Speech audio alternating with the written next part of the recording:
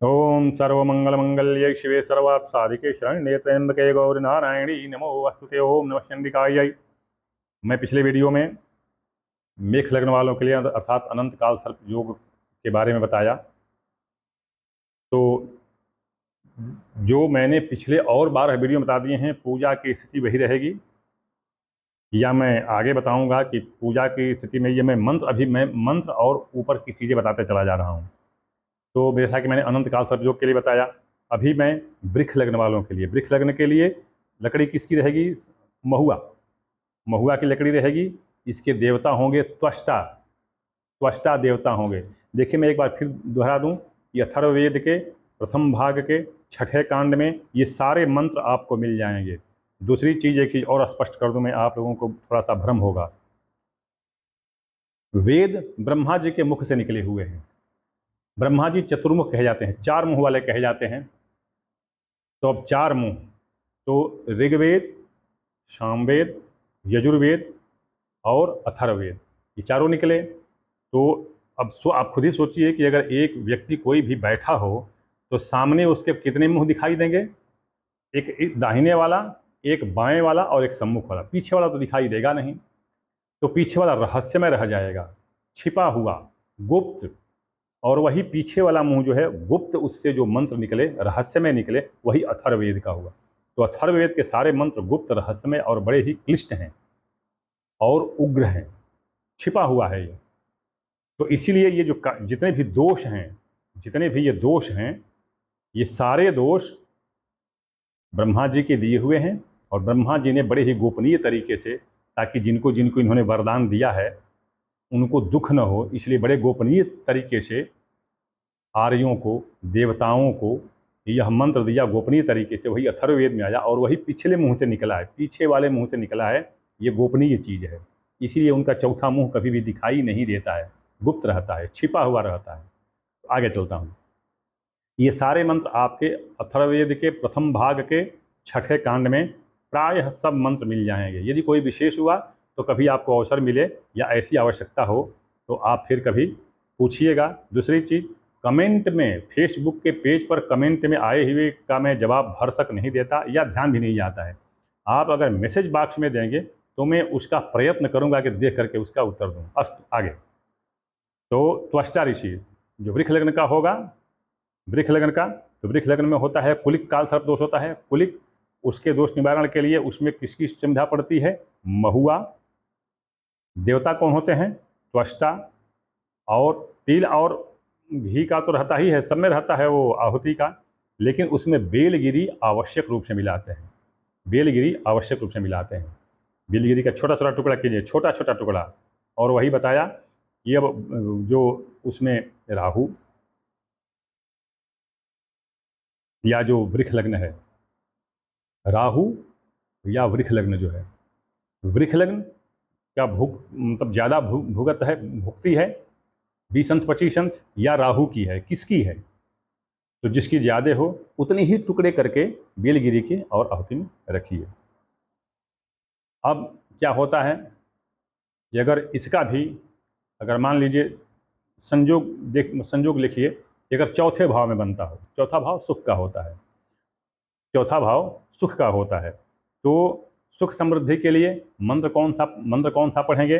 वही अथर्ववेद के, नोट कर लीजिएगा या इस वीडियो को सुरक्षित कर लीजिएगा। अथर्ववेद के प्रथम अध्याय के तीसरे कांड के 24वें सूक्त, 20वें सूक्त और 10वें सूक्त, इन सूक्तों के मंत्रों का पाठ करना और उसी से उसकी आहुति देना होता है। पुनः अब मैं मिथुन लग्न में थोड़ा सा इसको, बाकी जो चीज़ें बचती हैं उसको बाद में बताता हूँ।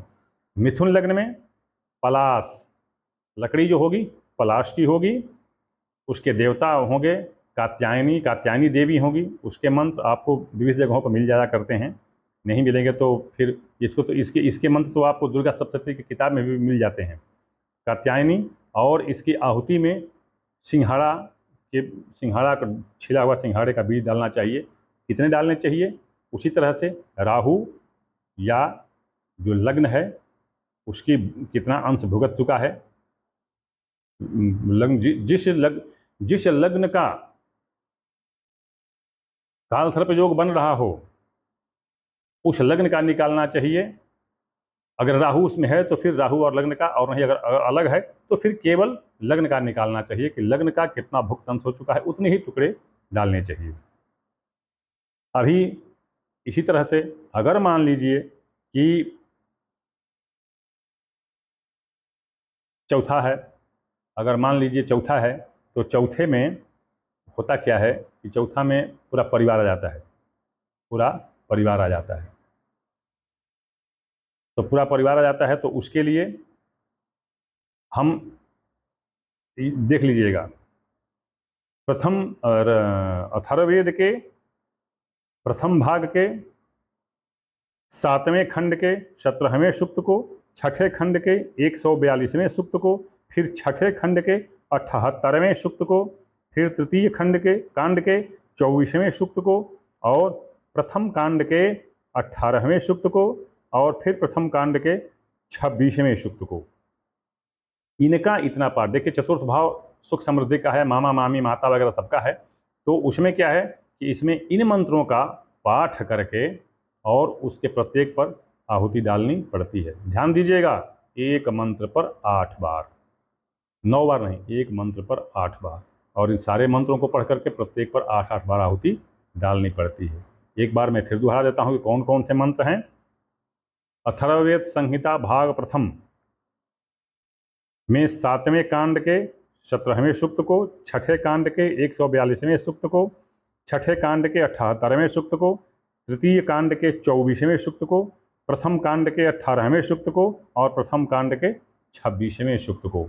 उसमें जितने मंत्र हैं उनके मंत्रों से पाठ करके और फिर उसकी आहुति देनी पड़ती है। अभी आते हैं कि कर्क लग्न में, कर्क लग्न में लकड़ी जो होगी आम की होगी, देवता होंगे बृहस्पति, और उसमें आहुति में विशेष रूप से मिल जाएगा क्या चीज़, कमलगट्टा, कमलगट्टा के बीज मिलाए जाएंगे, कमलगट्टा के बीज मिलाए जाएंगे। अभी 5वें भाव में आ गया आपको कि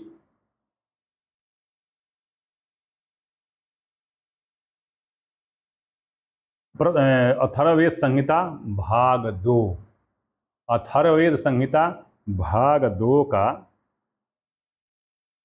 16वां एवं